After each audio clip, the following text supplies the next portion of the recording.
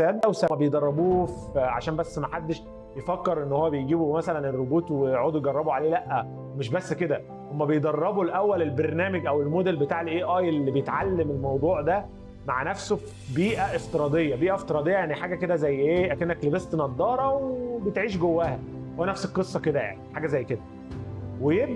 يبداوا يحاولوا ان هم يعملوا الموضوع ده كتير جدا، ملايين من المحاولات، لحد ما يتعلم انه انا بتحرك وبفتح الباب ازاي، من غير ما يقولوا له ازاي. بس هم دربوه على حاجات كتير ووروا له كمان حاجات زي فيديوهات كده، شوف بيتحركوا ازاي، او البني ادمين بيتحركوا ازاي.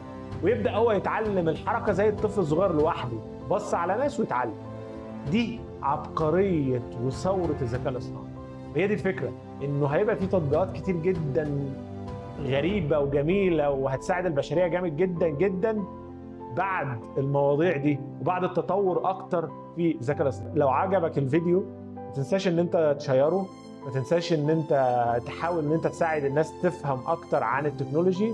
وان شاء الله باذن الله انا هنزل فيديوهات اكتر بتشرح بنفس الطريقه لحاجات كتير.